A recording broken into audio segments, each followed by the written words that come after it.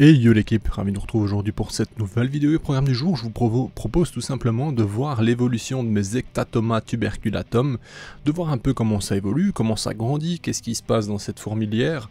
On va déjà voir si j'ai de l'évolution depuis l'arrivée, comment ça se déroule. Franchement, mon premier avis, je trouve que c'est une espèce assez simple à prendre en main.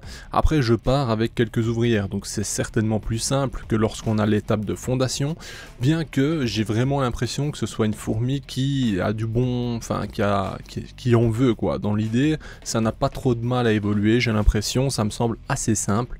Donc voilà, à vérifier par la suite, mais des informations que j'avais déjà reçues de différents éleveurs, c'est vrai que c'est assez facile.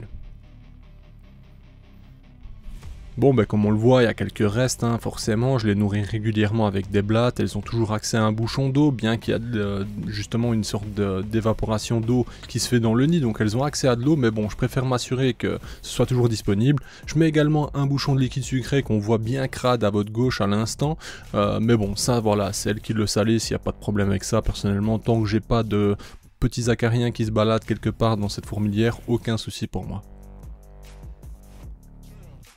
En termes d'évolution, vous allez bientôt le voir dans l'intérieur du nid, ça se déroule plutôt bien. En fait, lorsque je les déplace et que j'ouvre l'aire de chasse, il y a toujours du monde qui vient voir en extérieur ce qu'il se passe. C'est assez curieux, je trouve, du moins ça réagit bien. Maintenant, en termes d'agressivité haute, je ne saurais vous dire pour l'instant. Je n'ai pas de signe particulier, bien entendu, comme on le voit, elles sortent les mandibules ouvertes en mode ok, qu'est-ce qui se passe ici, on va en découdre, mais sinon je n'ai pas une agressivité vraiment extrême lors de l'observation ou lorsqu'elles sentent par exemple mon souffle ou que je dépose une blatte fraîchement tuée par exemple. Certaines espèces, lorsque je dépose une blatte fraîchement tuée, c'est l'agression immédiate, elles s'acharnent dessus malgré qu'elle est morte. Ici franchement c'est limite de l'ignorance et elles s'en servent par la suite. Alors ici, vous le voyez, un joli petit couvain, on a donc 5 belles larves en termes de taille, on en a 3 plus petites, et on a des œufs qui sont, comme vous le voyez, noirs. Lorsqu'ils deviennent vraiment plus clairs, c'est que les œufs vont éclore et qu'on aura donc les petites larves. À ce moment-là, on remarque que sur les œufs ça change un minimum. Je trouve qu'en termes de développement c'est assez rapide, j'ai déjà eu quelques naissances, il y a maintenant 12 ouvrières, donc franchement ça évolue plutôt bien. On va avoir du nouveau monde qui arrive, on le remarque, on a un cocon, je pense que certaines larves vont bientôt tisser. Elles ont à disposition d'ailleurs du substrat juste à côté. Là, l'image que vous voyez bouger assez rapidement, c'est un colambole, je précise, de petite taille, ce n'est pas un acarien. Et franchement, même s'il y aurait quelques détritivores, ça ne m'inquiéterait pas pour autant. On le remarquera également dans le fond, justement, sur le micro-grillage, on a une nouvelle ouvrière, on la reverra plus tard dans les images. Ma reine est plutôt curieuse lorsque justement j'enlève sa plaque qui lui permet d'avoir une totale obscurité.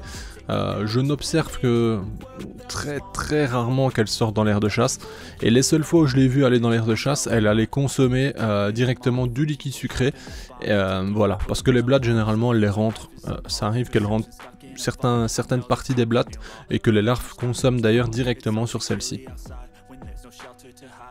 On a une coloration plutôt cool sur cet Ectatoma.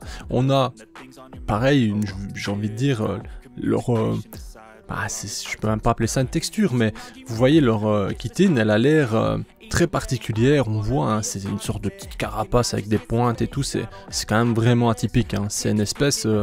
c'est pas courant, je trouve, ça change du look qu'on a l'habitude de voir. Je vais tout doucement essayer de vous proposer des espèces plus atypiques, plus de ce style, voire et commencer par exemple je sais pas moi, obtenir une ponérine, par exemple une Neoponera apicalis, un truc comme ça pourrait être cool je pense, pour voir un peu l'évolution, se faire la main tranquillement. Enfin, il y a pas mal de choses. Il y a les Myrmecia, je sais que voilà, je me réserve ça pour les années suivantes parce que moi je veux pas tout faire en même temps, mais c'est vrai que les Myrmecia c'est quand même costaud, c'est pas mal, c'est séduisant, c'est totalement différent. Bon, on verra plus tard. J'ai déjà pas mal d'espèces, je vais devoir d'ailleurs m'en séparer de certaines parce que, comme je l'ai dit, y a des choses dans ma vie qui vont changer, donc va falloir faire place, va falloir entre guillemets gagner un peu de temps sur mes nourrissages notamment, parce que ça me prend un temps énorme. Moi, vous voyez les vidéos qui passent, allez, j'en fais 3 par semaine en général, vous voyez ma petite vidéo, vous regardez pendant 8 à 10-12 minutes, mais en fait, quand je vous montre cette fourmi-là en question, cette fourmilière, cette colonie, ben, je m'occupe quand même de 40, 50, 60 autres derrière. Et donc effectivement, ça me prend un temps de dingue. Mais j'adore, hein, je suis un piqué, hein, très clairement. Je suis mordu de l'élevage de fourmis. Je ne prétends même pas être, être un pro de tout ce qui est, je veux dire, connaissance là-dedans, loin de là. Hein. C'est d'ailleurs pour ça que j'ai des amis autour qui sont vraiment calés. Je pense notamment à Antoine Antoine c'est une bible hein, pour les fourmis, très clairement. Les connaissances, il connaît une tonne de choses. D'ailleurs, quand vous venez en bourse, vous êtes tout le temps tous surpris de par ses connaissances et de par tout ce qu'il peut vous expliquer dans ce domaine. Et voilà, c'est cool parce que quand on se rencontre, qu'on se voit tous entre gars, on peut parler des heures de plein de sujets. Enfin bref, ça régale.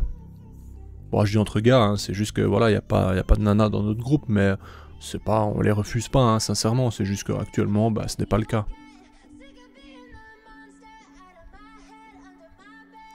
Franchement, j'avais déjà l'œil dessus, hein, je m'étais dit, tiens, avec ta Thomas, quand j'aurai l'occasion de trouver justement un tuberculatum, je prendrai franchement parce que je trouve ça vraiment cool.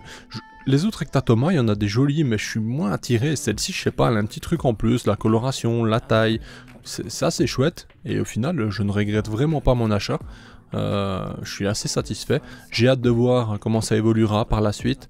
On proposera bien sûr un setup totalement différent. Ça, c'est vraiment pour la fondation, entre guillemets, pour la lancer, la faire prospérer en ayant un contrôle maximal dessus, que je puisse voir le couvain constamment, suivre son évolution, etc. Mais plus tard, on essaiera de lui faire un setup plus sympa. C'est d'ailleurs là-dessus que je partirai probablement l'année prochaine, c'est de rendre... je veux dire, les setups que j'ai, et pour mes colonies, etc., un peu plus agréables, un peu plus sympa également à l'œil. Bien que je suis un grand partisan du nid artificiel, vraiment pur artificiel, parce que on peut gérer absolument tout facilement, on peut contrôler absolument tout. C'est une facilité, très clairement, que lorsqu'on fait des terrariums complets avec notamment végétation, etc., il faut introduire d'autres... organismes, d'autres petits vivants, je vais dire, qui vont réguler le lieu, parce que sinon c'est clairement la porte ouverte au développement d'acariens et autres problèmes. Donc voilà, voilà. J'ai pas encore la main pour ça, je vais apprendre, il n'y a pas de problème avec ça, je vais me lancer tout doucement, et ensuite on verra ce qu'on peut faire. Enfin voilà, la vidéo est passée assez rapidement, j'imagine, j'espère qu'elle vous a plu. Si c'est le cas, comme je le dis, moi pour me soutenir c'est très simple, un petit like, un commentaire, un partage, vous me dites dans les commentaires ce que vous avez trouvé de sympa dans cette vidéo. Si vous n'avez pas le temps, ce n'est pas grave, j'espère simplement que vous avez apprécié le contenu, et on se dit une prochaine dans tous les cas. Je vous annonce d'ailleurs qu'on sera bientôt dans une bourse à Bailleul, la bourse qui se tient le 6 octobre. Si je dis pas de bêtises, donc dimanche 6, bref, je vous en parle un peu plus dans la prochaine vidéo. Sur ce, à bientôt l'équipe, prenez soin de vous et de vos familles, bye.